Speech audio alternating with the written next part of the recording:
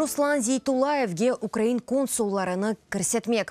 Әмді Русияда мәкюм әтелген Қырымлыны Украинаға йоламақ. Бұ талаплары еле Русия Федерациясына Авропа парламентінің депутатлары мұраджат әтті.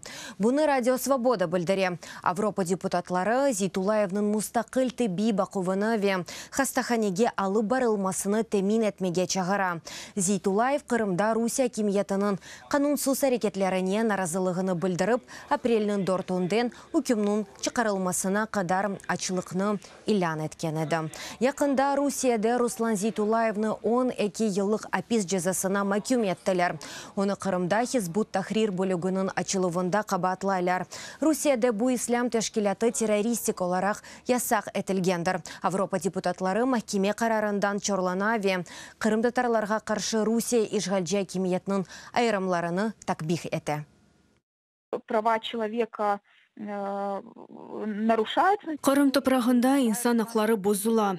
Зейтулаев өзіні Украин ватандашы деп сая ве Қырым им Русияда тұтып алынған мабюслеріні Украина территориясына йоламаға талап еті.